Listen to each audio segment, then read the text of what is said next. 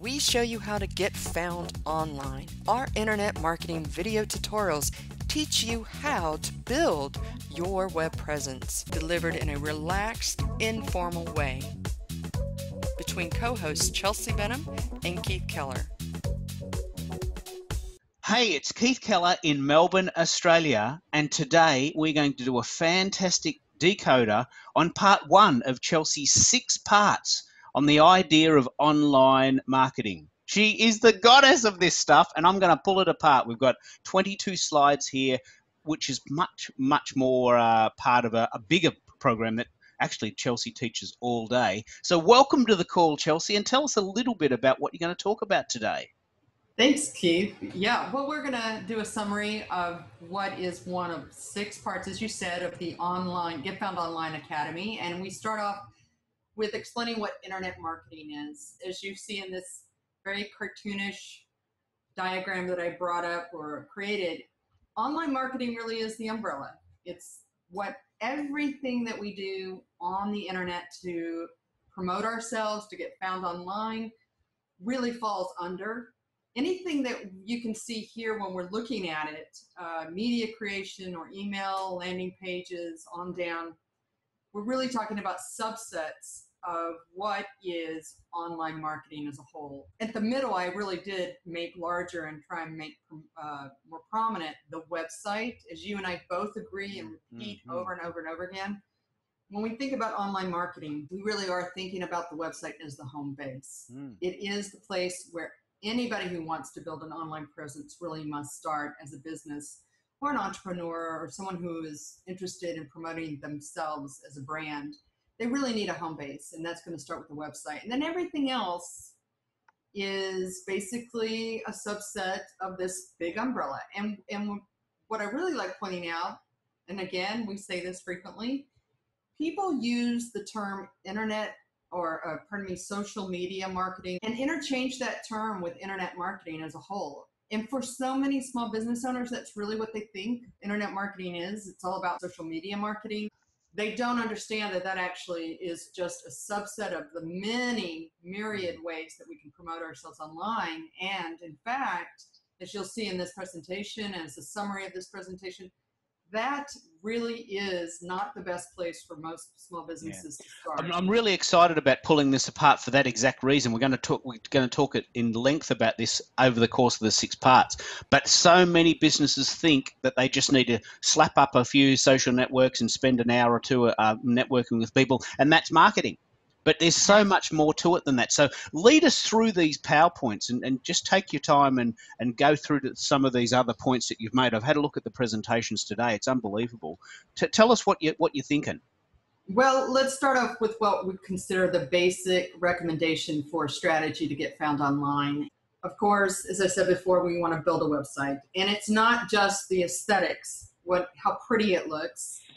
But certainly, and don't recreate the wheel. Keep your navigation simple, either to the top or on the side. You know, people expect certain things when they go to websites. We're also seeing a trend when we think about websites too.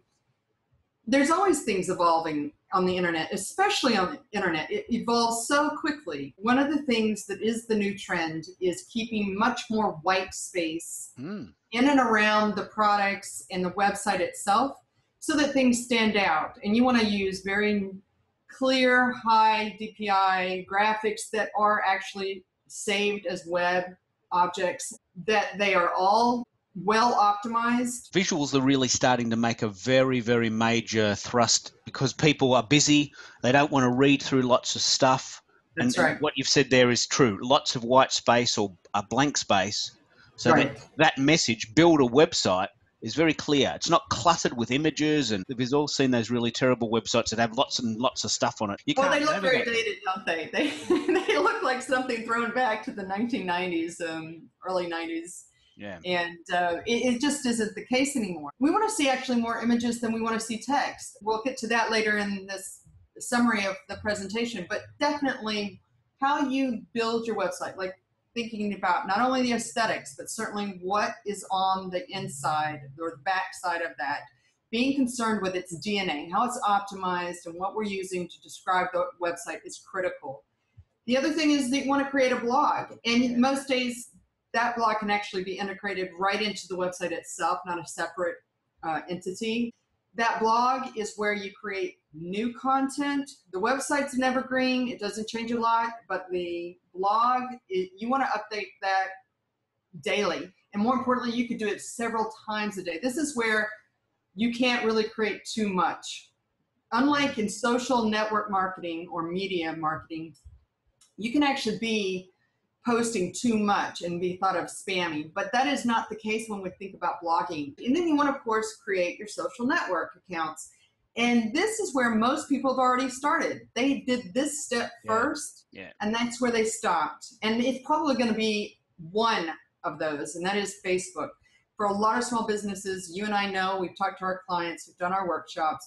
For so many of these people, it started and ended with a Facebook business page, and that was it. No blog, no website, just a Facebook page. It's ludicrous, isn't it? It's ludicrous. It's the trap. It's the tyranny of free, I call it. You know, that free is great, but it can be a trap. Yes. A lot of the stuff that's really great is not free. Stuff that's really chunky, that'll get you great results, does cost a little bit of money, not too much money, but you've got to make that switch that not everything that is free is great.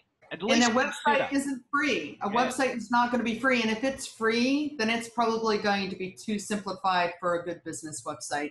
So what you've got there is build a website, create a blog, and then create your social media or social network pages. And then you're talking about distributed branding, content across all of your social networks. Well, that's the content you're going to build in that blog, that new original content that you can do multiple times a day if you had the energy, time, and druthers to do it. And that's where you would put that, is across those accounts that you've set up to distribute that branded content for, as we will describe later, the main reasons for doing that kind of branded content distribution is to build awareness, authority, credibility. And this picks up on a very key point, a very major phrase in the marketing paradigm now, and that's content marketing. This idea that you need to be creating content to generate awareness for your business. If no one's heard of you, they're not going to buy from you straight away simply because you've got a special.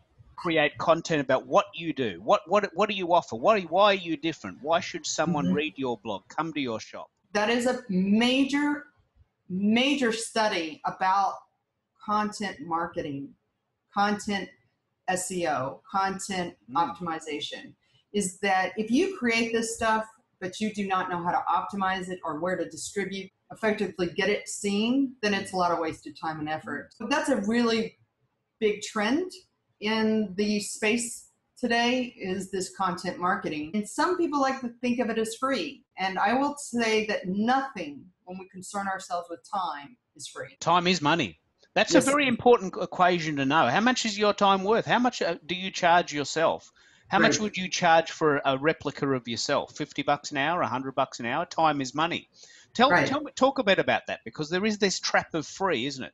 Well, I think that's one of the major myths I like to break about social media marketing. It may not be the best use of one's time to market here when we consider that most small business owners, entrepreneurs, are wearing all the hats. There may be one, it may be a sole proprietor, or a couple of people in the business. Generally, though, when we're talking about the small business, we are talking about really small businesses.